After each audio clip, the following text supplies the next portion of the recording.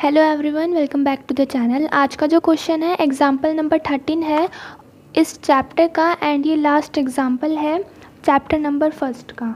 Okay, start करते हैं। Example में है an early model for an atom consider is to be have a property consider is to be have a positively charged point nucleus of charge QE surrounded by a uniform density of negative charge up to a radius r। तो इस question में है कि जो old ideas थे कि atom किस तरीके का होगा उसके अकॉर्डिंग क्या था। एक स्फीयर होता था, यहाँ पर न्यूक्लियस होता था जिसके ऊपर चार्ज होता था ZE और ये उसकी रेडियस होती थी। और रेडियस कहाँ तक फैली होती सॉरी जो ये चार्ज डेंसिटी थी ये भी फैली होती थी इस रेडियस तक। और जो होल एटम था उसको एज ए न्यूट्रल कंसीडर किया जाता था क्योंकि जितना उसमें पॉजिटिव चार्ज होता था उतना ही उसमें नेगेटिव चार्ज भी प्रेजेंट होता था। For this model what is the electric field at a distance r from the nucleus.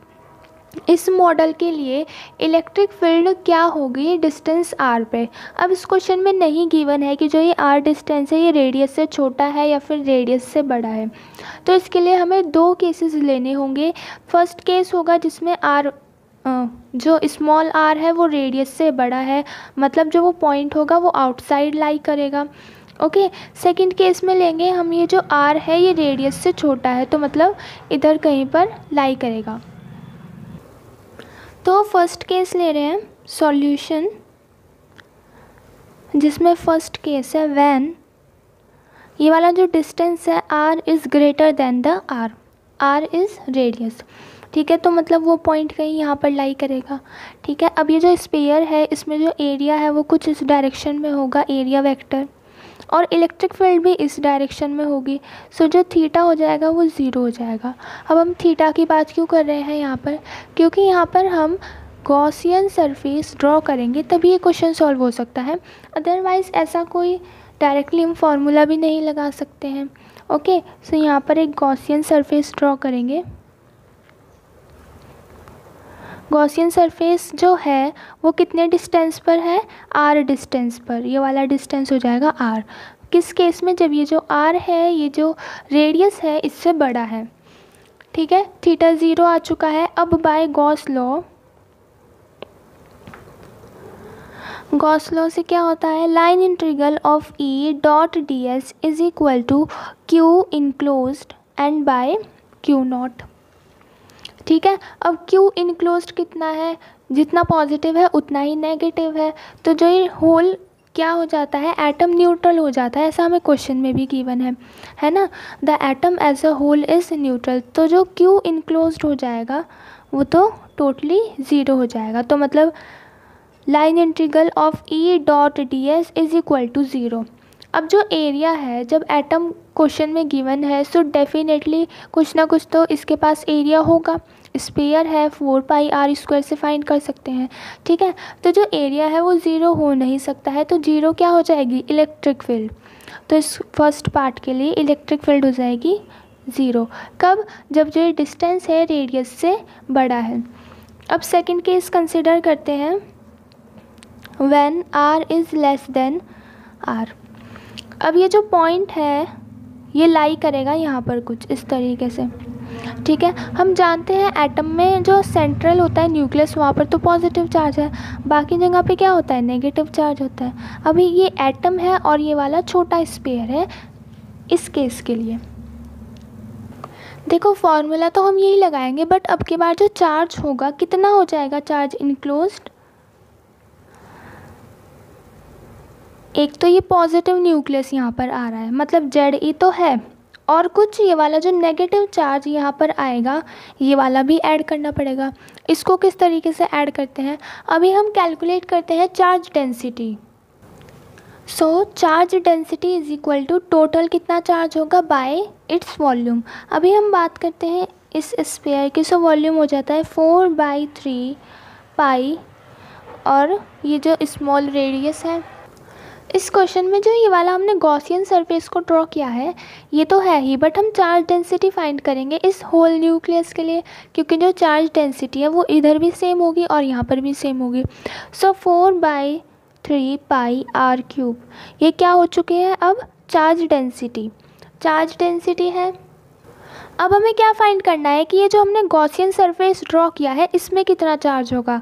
तो चार्ज डेंसिटी हमारे पास है, सो चार्ज आ जाएगा, क्या आ जाता है, density multiply by volume. Volume क्या होगा आपके पास, स्मॉल आर, 4/3 पाई और स्मॉल आर का cube.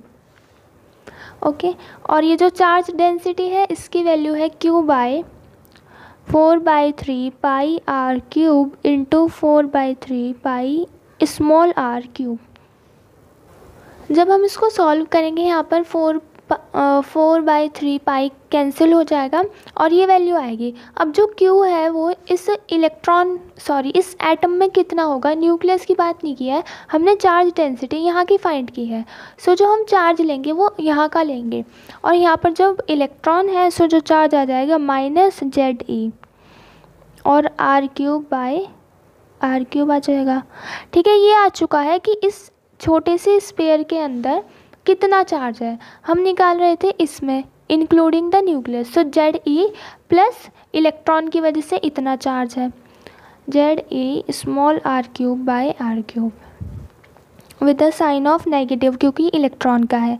So ZE 1 minus r³ by big r³। Okay, जब जो जो डिस्टेंस है वो इस स्फीयर के, इस एटम के अंदर है, तो जो चार्ज आया वो इतना आया। अब हम फिर से गॉस लॉ लगा देते हैं, बाय गॉस लॉ। अगेन जो थीटा की वैल्यू होगी वो 0 होगी क्योंकि एरिया फिर से बाहर है और जो इलेक्ट्रिक फील्ड है वो भी बाहर है। ठीक है, गॉस लॉ से E.ds is equal to Q इनक्लोज्ड ZE 1 minus r³ by r³ by E0। अब इसमें जो इलेक्ट्रिक फील्ड है वो हमें फाइंड करनी है। अब एरिया क्या हो जाएगा इस छोटे वाले स्फीयर के लिए, 4 पाई r²